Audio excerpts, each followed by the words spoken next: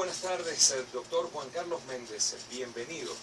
Gracias, Manuel. ¿Qué tal? ¿Cómo estás tú? Bueno, nosotros encantados de tenerte aquí. Sabemos que hay muchas formas de alimentarse bien, de alimentarse de manera saludable y no hay un solo camino para obtener salud. Y justamente queremos tratar eso contigo. ¿Qué ventajas tiene o de qué manera nosotros podemos suplir la proteína de origen animal, que usualmente es la que nosotros tenemos como primera opción o la que consideramos como primera opción? Bueno, siempre decimos que si no hay carne, como que no hemos comido nada, ¿no? Y en ese sentido, pues, nosotros siempre buscamos alternativas que son de alto valor biológico, que son muy nutritivas y que sobre todo que tienen muy pocas cantidades de grasas saturadas, que son las que terminan acumulándose y envejeciendo en nuestros tejidos, que son las difíciles de metabolizar, que se van acumulando obviamente en nuestro tejido adiposo y hacen que nuestro organismo pues vaya ganando peso y vaya viéndose más envejecido, no solamente en el tejido adiposo, sino en las arterias también. Entonces ahí es donde buscamos las proteínas vegetales como una gran alternativa, que por supuesto debe cumplir con ciertos requisitos, como por ejemplo contar con los aminoácidos esenciales necesarios para poder sintetizar nuestras proteínas en nuestro propio organismo, pero especialmente un aminoácido especial que se llama la metionina. Sin ese aminoácido no hay síntesis de proteínas en nuestro organismo y hay pocos vegetales que tienen esa metionina en su composición. Esto es interesante porque fíjense que nosotros hemos visto cómo ha habido una tendencia dentro de las dietas a eliminar las grasas. Hubo una época en la que decían que de repente comer huevos era malo, que subía el colesterol, que toda una cantidad de cosas, y después se ha descubierto que el colesterol del huevo es un colesterol beneficioso, por supuesto. Todas las cosas en exceso son dañinas, incluso hasta tomar agua en exceso es malo. Entonces, ¿cómo con el tiempo se ha ido descubriendo que lo que antes no era, se decía que no era bueno, ahora sí lo es? Y con el tema de las proteínas vegetales también ha habido una fuerte tendencia a decir que caramba, que la panacea eran las proteínas de origen vegetal. Y luego hubo una estigmatización de proteínas como por ejemplo las que provenían de la soya. ¿Qué nos puede decir de la soya? Y quiero que hablemos de eso justamente después de escuchar este tema de Nick Jonas con Yellows sonando aquí en Líder. ¿Qué pasa con la soya? ¿Es buena?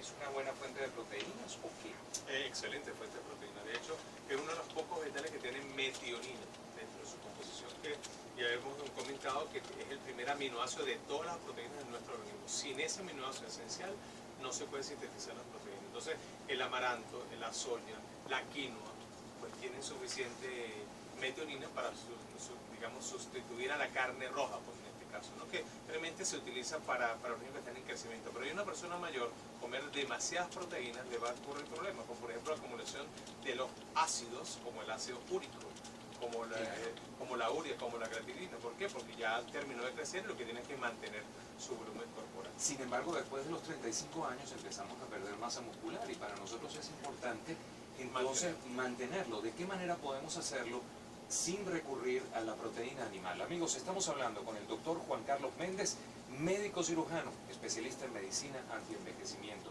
Y esto es Alesso con Top Flow y Heroes We Could Be.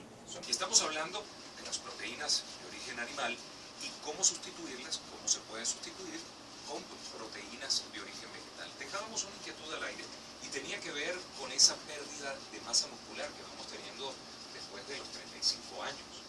Bueno, y básicamente por el producto de que las hormonas de la juventud, la hormona de crecimiento, la de androsterona, la testosterona viene bajando 1 o 2% anual. O sea que el cuerpo va perdiendo masa muscular y va ganando grasa corporal porque comienzan a acumular las hormonas de la juventud, que es la insulina y el cortisol casualmente. Y el cortisol es la hormona del estrés. Casualmente la que contrarresta esa cortisol es la dihidroepiandrosterona. Y ahí es donde la soya pues tiene algo bien interesante, porque tiene, digamos, unas prohormonas ¿Así? dentro de sus componentes, ¿no? Entonces ahí están las isoflavonoides, por ejemplo, que le sirven mucho a las mujeres para que produzcan sus propias hormonas naturales, sobre todo en la menopausia. Ahí lo que pasa es que, bueno, sobre todo esto también hay mucha desinformación y dentro o información a medias. Fue estigmatizada, le decía al principio de esta conversación, la soya, y entre las críticas que se le hacían a la soya es que bajaba también los niveles de testosterona. Bueno, eso si le preguntamos a los chinos, que son 1.350 millones de chinos y es la población que más consumía soya, porque ahora está consumiendo los productos occidentalizados porque ya tienen mucho dinero, pero antes era pura soya. Y resulta que son 1.350 millones de chinos, no por casualidad. Entonces tú me dirás si los niveles de testosterona de los chinos están altos o bajos. Entonces eso es un paradigma, porque es que eso no depende si tiene fitoestrógenos o no. Eso depende de las enzimas que tenga nuestro organismo. Por supuesto, los hombres tienen unas enzimas que se llaman las aromatasas, y las mujeres no, o al revés, las mujeres tienen aromatasas, los hombres no, para transformar colesterol en dihidroepiandrosterona, que es la DEA, y luego testosterona y estrógeno. Entonces ahí es donde está la gran diferencia. Entonces un hombre que come soya, pues obviamente no se va a feminizar de ninguna manera. Claro, corre más riesgo comiendo pechugas de pollo. Que si tiene hormonas, ¿no? En este caso, ¿no? Que en este caso son inyectados por hormonas. Bueno, cuando son nutricionalmente, pues es beneficiado por las hormonas. También hay otras fuentes de proteína vegetal, por ejemplo las lentejas, las caraotas, todo esto dicen los nutricionistas que uno, cuando te comes estos granos, que además son maravillosos, los combinas con un cereal y te ayuda a asimilar la proteína que contiene. Bueno, es relativo porque no tienen tanta metionina, que es el aminoácido esencial que necesitamos para hacer la síntesis de todas las proteínas. Entonces, el amaranto, por ejemplo, la quinoa, tiene la metionina. La soya tiene metionina, pero estos granos tienen otros aminoácidos que no son tan esenciales, son buenas fuentes de proteína, pero tienen la gran diferencia. Por eso el vegetariano, por ejemplo, estricto, que no come ni siquiera huevo ni lácteos, entonces tiene que incluir este tipo de alimentos para poder evitar el consumo de sus propias proteínas. Si tú no consumes suficiente proteína, el cuerpo se come sus proteínas. Claro, te comen los músculos. Ahora bien, pero me estás hablando de quinoa, me estás hablando de amaranto, me estás hablando de soya. Oye, la soya, bueno, la soya tal vez es más fácil encontrarla aquí, los frijoles de soya, pero la quinoa, hasta donde yo sé, la traemos importada. Es importada, sí. Y luego el amaranto, ¿dónde lo conseguimos? Bueno, aquí en Venezuela había una producción, sobre todo en lo que es la zona de San Felipe, esta zona, Yaracuy. Claro, no se ve porque no se ha promocionado muy bien, pero es una fuente riquísima y muy buena proteína. Sería bueno comenzar a promocionar este tipo de proteínas. ¿El amaranto se parece a la pira? No, fíjate tú que en México hay muchísimos que son como una especie de rosetas, así que son como unas cotufitas pequeñas y que por supuesto la gente se lo come con chuchería, a los niños sobre todo, ¿no? Entonces tiene bastante proteína. Entonces por ejemplo, la soya tiene la carne de soya, que es la soya texturizada, sí. La leche de soya que viene líquido o en polvo, vienen los isoflavonoides de la soya, que vienen componentes sobre todo para las mujeres que están en la zona de la menopausia, o sea que tienen muchos productos, tienen vitaminas, tienen antioxidantes como la genisteína, que se está utilizando para el cáncer de mama, ¿no? Entonces tienen muy buenos componentes que obviamente al aislarlos y concentrarlos pues tienen efectos terapéuticos. O sea que la soya es una muy buena fuente. Excelente, lo importante es que no sea transgénica, que eso es una cosa que se está estudiando bastante, sobre todo en los países muy industrializados donde se está masificando la alimentación. Por supuesto sale mucho más económica, pero esa manipulación genética, tú no sabes a corto, mediano, largo plazo qué puede ocurrir. Entonces nosotros en Venezuela, gracias a Dios, no se permite los alimentos transgénicos. Amigos, y estamos hablando con el doctor Juan Carlos Méndez, médico cirujano especialista en medicina antienvejecimiento, del Centro Médico Antienvejecimiento. Y estamos hablando de fuentes de proteínas, estamos hablando de la proteína vegetal, de estas tres fuentes que nos acaba de señalar. La proteína que viene de la soya, la que viene de la quinoa y la que viene del amaranto. Luego, ¿qué proteínas deberíamos comer menos? Porque yo la verdad es que por un tema casi que hasta de rebeldía me niego a eliminar alimentos de la dieta, ¿no? Pero sí a comerlos tal vez menos, ¿no? O sea, como menos frecuencia. Con menos frecuencia, por la supuesto. Carne roja, por supuesto, el cerdo, que es digamos, la comida más ácido araquidónico que tiene. Es un ácido graso de alto nivel inflamatorio. Así sea el lomito, que tú pones un pedacito de lomito, si en una plancha se fríe solo, de la cantidad de grasa que tiene, obviamente las membranas celulares. Oye, tan rico que es, chico. Es por eso que por los ácidos que tiene. Entonces imagínate un chicharrón, que aquello es frito con manteca de cochino.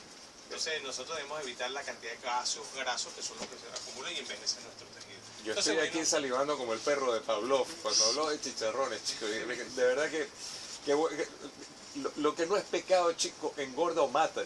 Pero te lo puedes comer de vez en nunca, pues. Claro.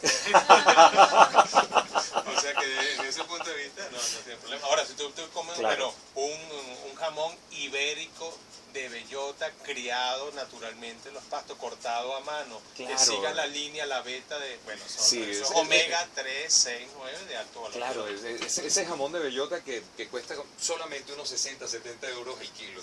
Bueno, pero es una degustación que te harás de vez en cuando. Pero Claro, siempre buscar los proteínas, grasas, carbohidratos y ácidos nucleicos de buena calidad.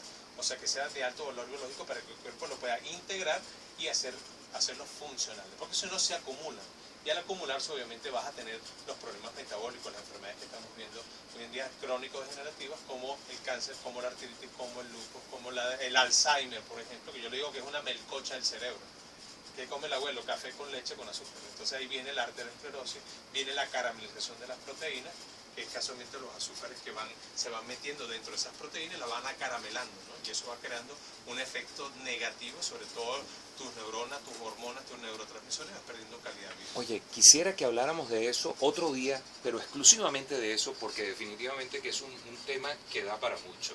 Por supuesto que sí. Bueno, doctor, de verdad que muchísimas gracias por venir y compartir su saber con nosotros. Manténgase joven y saludable. Bueno, entonces, soya, amaranto y quinoa. Y quinoa y muchos vegetales, frutas. En vez de uno tiene que comer desayuno, carbohidratos. Frutas, pero no jugo de fruta, hay que comerse la fruta. Cereales. Masticar la fruta, claro que sí. Eso es Proteínas importante. con vegetales en el almuerzo. Y en la cena sí, ensaladas con proteínas. Al revés, más ensaladas que proteínas para que pueda dormir. Y las dos meriendas, por supuesto, las semillas, las nueces, un trocito de chocolate oscuro que es espectacular. Tiene triptófano, tiene magnesio, tiene hierro. O sea, tenemos y aquí en Venezuela que es el mejor chocolate del mundo. Bueno, ¿qué te puedo decir? Amigos,